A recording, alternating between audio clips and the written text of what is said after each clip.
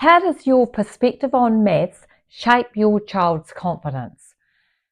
If just hearing the word maths makes you cringe a little or brings back memories of feeling stuck, confused, or even embarrassed, you're not alone. Many of us grew up thinking we were bad at maths or that it just wasn't our thing. But here's the important part.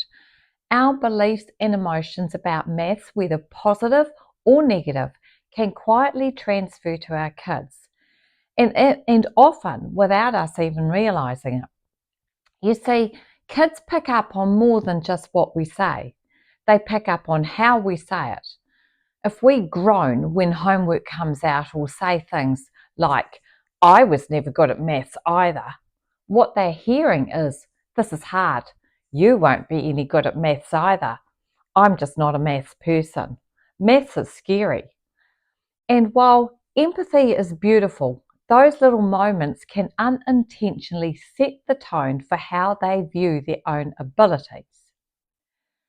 You don't have to become a maths genius or love equations to help your child build a positive relationship with numbers.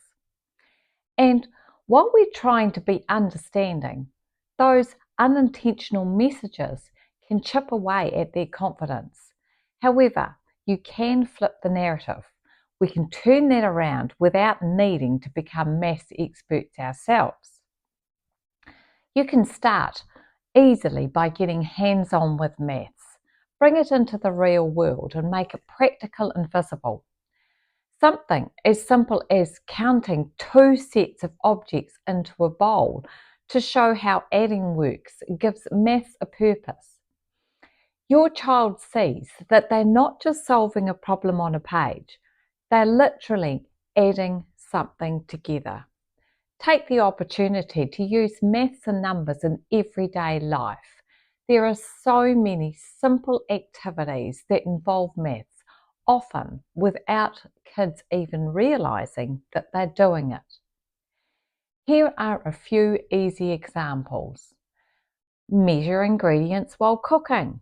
This is one of the best ways to show what adding really means. It also is a great opportunity to explore equivalent measures, like 1 cup equals 250 grams, 2 cups equals 500 grams, and so on. And don't forget division. Who doesn't love dividing up a cake into equal portions? And from there, subtraction is not usually a problem. Time how long it takes to do a task, whether it's doing the dishes, making a lasagna, or mowing the lawns. Timing adds purpose and fun to the process. Compare digital time against analog time.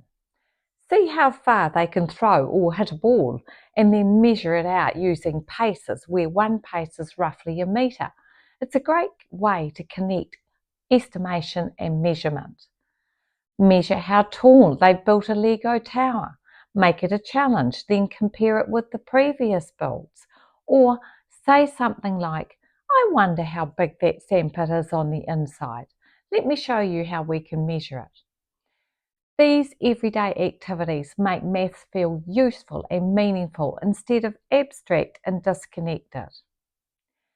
At Dyslexia Unpuzzled, we focus on exactly this. We use hands-on methods that show how maths is part of the real world, not just weird numbers on a page. It's about building confidence and making maths make sense. And remember, it's not about getting everything right. It's about being willing to work through the problem.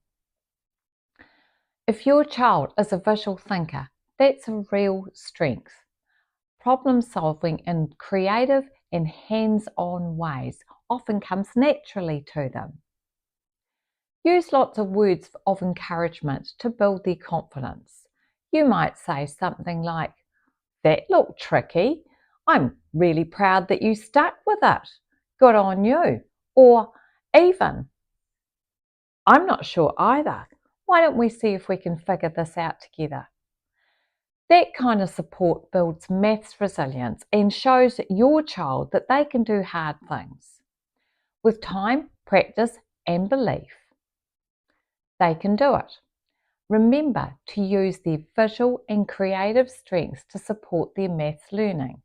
So we can shift the story from I hated maths too to hey, I'm learning with you and we can work it out together.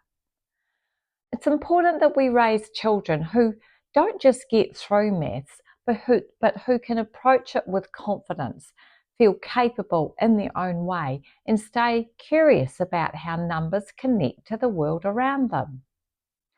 Thank you so much for listening today. If you found this helpful, don't forget to like, subscribe, and hit the notification bell so you don't miss what's coming next. And if you've got a question, a story, or a maths moment to share, I'd love to hear it in the comments.